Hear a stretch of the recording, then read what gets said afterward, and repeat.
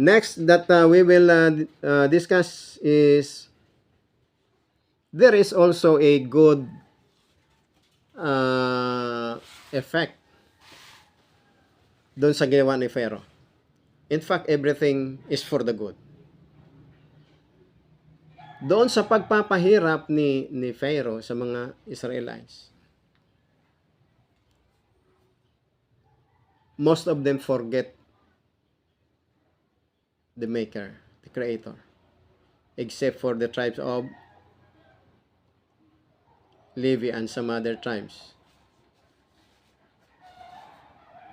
like Yehuda. Because of the harsh bondage that they suffered from the Egyptian, they were able to assimilate with the Egyptian. Halos hindi na nga sila umalis.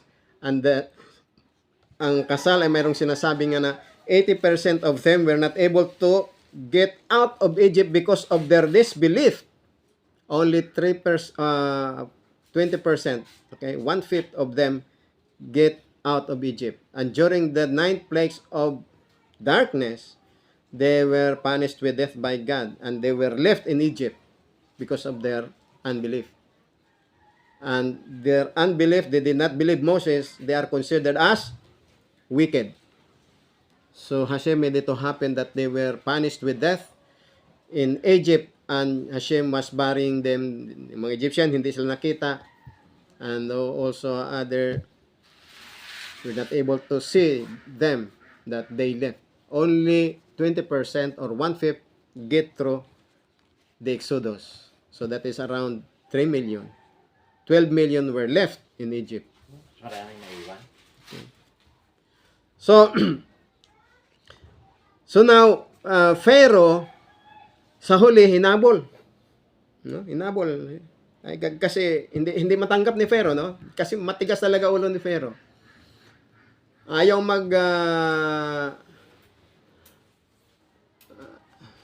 good morning po. Ayaw pong mag-concede, no? Ano ba sa Tagalog mag-concede? Ayaw surrender, no? Ayaw sumuko, no? Surrender ay English pa din, no? Ayaw sumuko. Kahit kita na niya na wala nang panama, bawat aksyon niya may tama siya, no? Bawat ano pa lang siya, magre-retaliate pa lang siya, may tama na naman siya isa-isa, no? Action naman isa, may tama na naman dito, no? So, ibig sabihin, this situation ay talagang talo siya, no? Kaya nga doon sa encounter nila ng Panginoon at ni Prophet Moses, sinasabi na kay Prophet Moses na I will mock them. Hindi pa nag-start yung plagues. I will play them with mockery because of what they have done, no? So yung 10 plagues is a mockery for them, but they do not observe it as a mockery. A play, it's a play of God to them.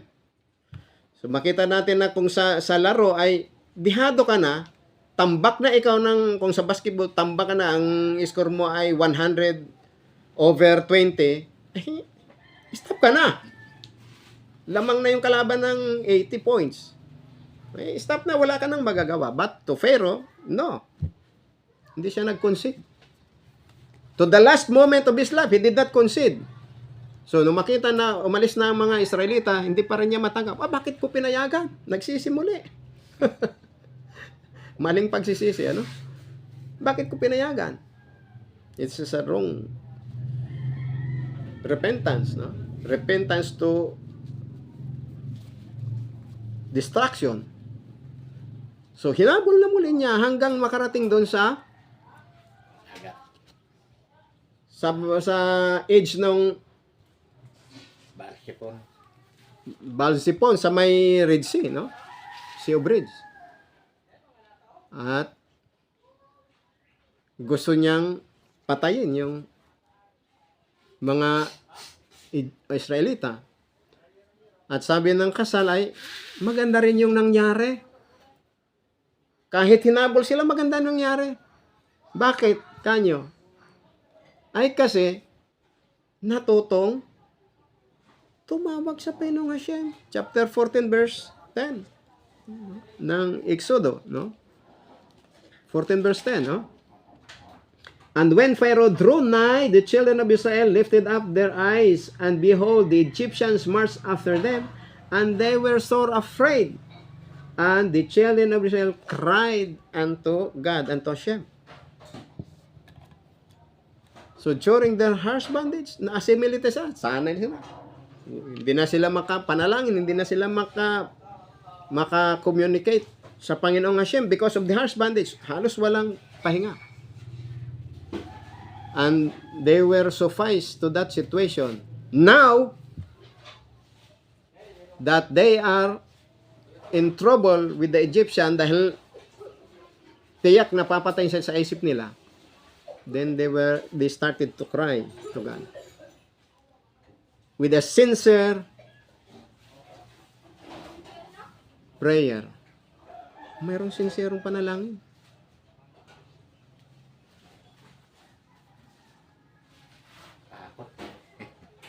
Sincero, natutong tumawag, no? Na anuhang tumawag. Kaya sometimes yung mga ganong trouble, it gives us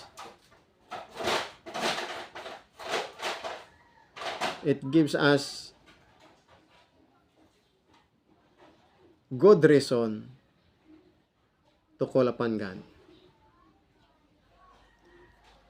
Sa mahirap na sitwasyon, doon pa lang tayo nagkakaroon ng pagkakataon na malala ang Diyos. Kung hindi pa lilindol ng 1867, hindi matutong tumawag ng Diyos ko, Diyos so ang tao. Kung wala pang tsunami, hindi pa makatawag ng Diyos ko, Diyos ko. Kung hindi pa masunugan, hindi pa makatawag ng Diyos ko, Diyos ko. Kung walang trouble, hindi makapanalangin. That is why to the Jews, prayer is so important to them that they have the so-called Amida or standing prayer that they have to recite the 18 Barakos 3 times a day. In addition to that, twice recited yung Shema, Deuteronomy chapter 6 verse 4 to 5. And other prayers. So makikita natin dito na yung nangyari sa kanila ay maganda rin kahit tinabol sila ni Pharaoh, and Pharaoh wanted them to murder. Okay? We will give conclusion to this last issue, no? Which is yung pagtawid na nila sa tuyong lupa, sa tubig, sa may dagat na pinatuyo, no? Naging tuyo yung dagat. In fact, sangayon sa kasal ay sa Midrash at sa kasal na mamamatay na doon yung mga Israelita dahil they were not able to have faith with God. Kaya nang sinabi sa kanilang Panginoon na ito, hindi kayo dadaan sa shortcut, dito kayo dadaan. Ay did na. Tubig na, paano sila makalakad? Paano sila makalakad? So kaya nga sinasabi, nangiyak na sila, nag-iyak sila. Ang kanilang iyak ay, paano kami makadaan dito? Paano hindi ka makadaan dito? Samantalang sinabi, dito kayo dadaan. Dito kayo dadaan. Now, mayroong heavenly court. There was a court in heaven. At kung ano yung nakikita nating mga parties sa court dito sa lupa, ganun din ang parties doon sa court of heaven. Mayroong prosecutor, mayroong defense attorney, at mayroong judge. Judge is God. And therefore, there was an accusation na itong mga Israelita ay walang tiwala sa iyo. Hindi sila lumalakad Hindi sila tumatawid sa dagat na doon mo dinala. Okay? And if they will not do that, then they will be killed by the Egyptian. So mayroong nag-aakusa. So what happened? Hindi makadepensa yung kanilang yung kanilang defense attorney. Dahil hindi walang ginagawa, walang aksyong ginagawa. Kaya sabi nga ng Panginoon, why do you cry? Bakit ka nanangis? Ano mo yung tungkod mo doon sa dagat. That was the Torah. But the Medrash told us that not until one person step on the water na hanggang ulo. Ganun. Nilulusong muna. Hanggat walang lumulusong na isa, tapos ang maliligayang araw ng mga Israelita. And who was that person to first get into the water? Na hanggang ulo ang taas ng kanyang paglakad. It was Nakhshon. It was Nakhshon, the tribal leader of the tribe of Judah. Okay? Nung ang tubig ay dumating na sa ulo ni Nakhshon, then the water departed with the staff of Moshe. So, meaning to say, kaya ganun ang ginawa ang Panginoon nagpapunish sa mga Israelita dahil mayroong nag-aakusa. There is a prosecution. The same thing with us. Our evil inclination will always accuse us. Ay, ganyan siya, ganyan siya, ganyan siya. Ang ating defense attorney sa langit walang magagawa kung totoo yung sinasabi niya. Sigurado mayroong punishment. Here, imminent na yung danger sa mga Israelita because of what yung kanilang inaction. Sinabi nang dito kayo sa dagat dumaan ay hindi kayo nag-action na lumakad sa dagat. Kaya ang prosecutor ay nag-akusa, tingnan mo, hindi. Walang action itong mga tao mong sinasabing faithful sa iyo, may pananampalataya sa iyo. So there was one who stepped in first, and that was the person of Nakhshon.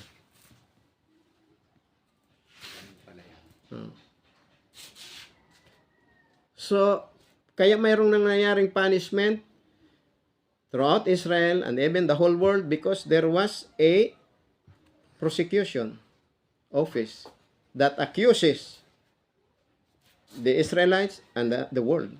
During the time of Noah, di ba may nakarating sa langit na hiyaw na ang mga tao'y sobra na ang kasamaan.